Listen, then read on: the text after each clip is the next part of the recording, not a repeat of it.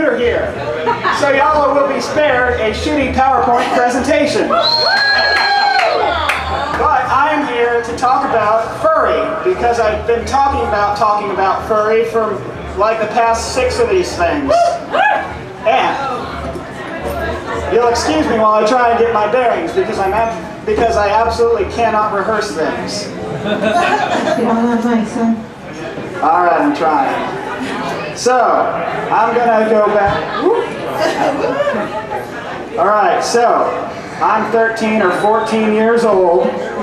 I am so fucking gay.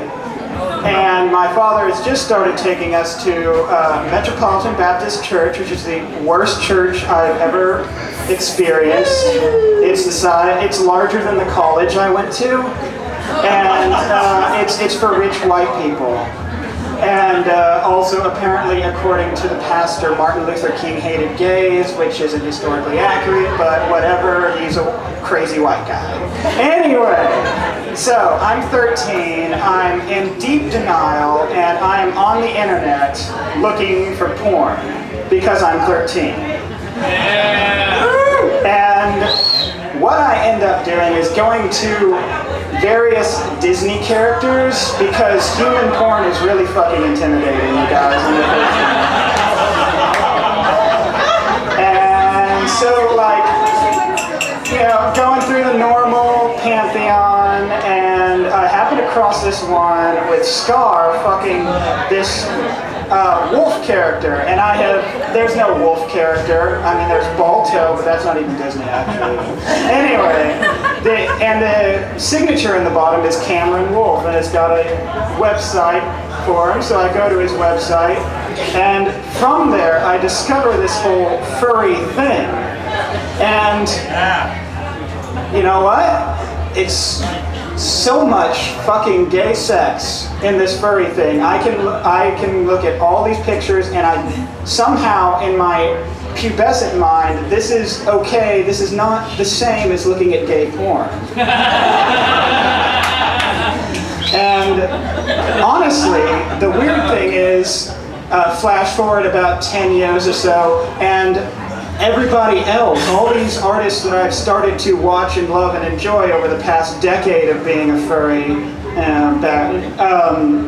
start posting journals saying basically the same thing. I came from a Thai family that was very strict, or I came from this Southern Baptist family, or that crazy Republican family, and the idea of being gay was entirely inconceivable, but I could look at wolf people fucking. So, really, in a way, it became this, for me, it's become this thing that allows me to explore myself, and it continues. Like, I was genderqueer to furries before I was genderqueer to humans. You know, the overall, I'm supposed to actually be doing an introduction to furry, but I kind of lose my train of thought. That's how I got into it, that's how a lot of people get into it, and honestly, there's statistics on this, and about more than 50% of the heterosexuals that join furry within the 5 years are gay. They're not even bisexual, they're gay. But for those of you who don't know what I've been rambling about, because I was supposed to be explaining it, furry is a fandom that is fascinated with the anthropomorphized animals given human attributes. The go-to examples are things like Simba or Bugs Bunny or the Esso tiger, Exxon tiger, you know, and I've seen porn of every one of them.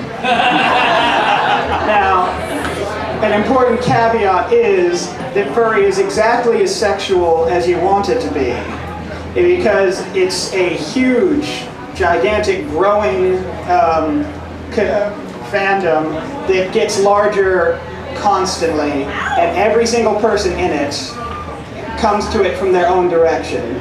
there's a lot of closeted gay guys who discover their sexuality. There's a lot of people who discover they want to be a man or a woman or something. But then there's a lot of people who just go into it because they like drawing cute pictures. And I had a whole bunch of them. You have some on your neck. Oh yes, this is the recreating the con experience. If you ever want to know what it's like to go to a furry convention, imagine there are 20 more people just like me, some of them a little fatter, some of them clearly haven't showered. And then there's about 5 guys in full-body animal costumes, radiating heat and sweat, and you are waiting 30 minutes to jam into an elevator with all of them. And you also have 20 or so badges, some of which make you more dysphoric than others. One that you paid way too much money for, you don't know what you're eating on Sunday, but it doesn't matter because you're surrounded by all these wonderful, loving, hugging people. Now, fursuits, I need to talk about fursuits. Those are what everybody recognizes from the fandom. Those are the giant animal costumes that look absolutely nothing like the ones at Lucy in Disguise. I am so fucking tired. I used to work there, and every single fucking week, oh my god, are those furries? No. Fursuits actually well made. Fursuits are not trying to hide your body. And also, stop asking me if people are fucking in these things. I assume that people are fucking in the sexy nurse costumes we rent too. On the note of fucking and fursuits, the vast majority of fursuits are not for fucking. They are for presenting your persona, like my fiancé, who has such severe dysphoria that there are fewer than 12 photos of us together where his face is showing.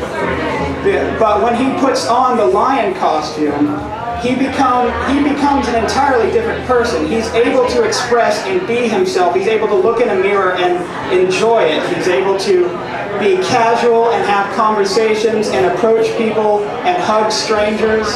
It's a complete transformation.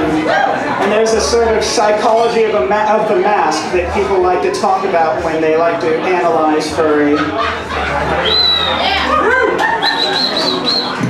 But I don't have a fursuit.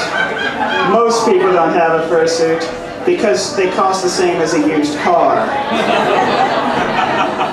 I can't even afford my student loan payments, so the last thing I need is a full body heater that admittedly would make me cute as fuck. Now, if you do fuck in them, there's a whole bunch of not particularly stringent but sort of socially acceptable rules of what you do with your mersuit.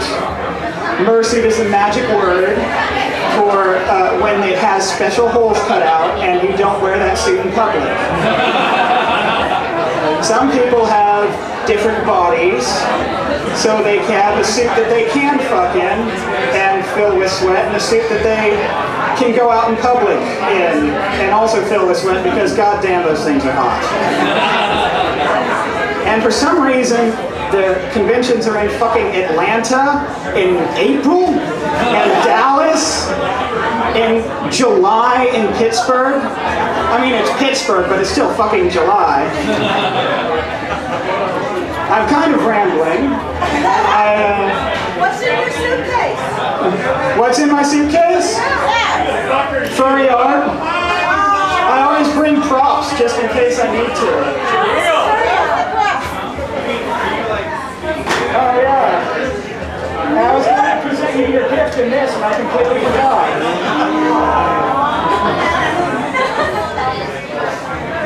I buy lots of like special comic books put out by furries that I shouldn't be spending money on, but I love to work for you. You should tell people to come talk to you. That's absolutely. If you want to see furry art, I would suggest coming and talking to me afterward because it's kind of just Lots of books, lots of pictures. So, Mr. Raccoon, I guess. you said you had a gift for me. What is this gift?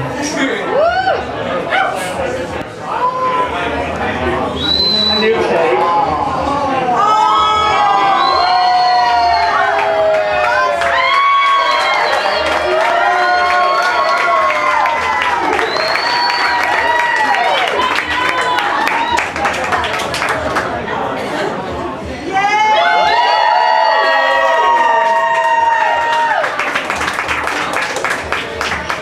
For those of you who don't know, I'm obsessed with peanuts. And when my boyfriend first met me, I had a Snoopy shrine. Like basically like fucking like the Virgin Mary, but Lucy. Ah!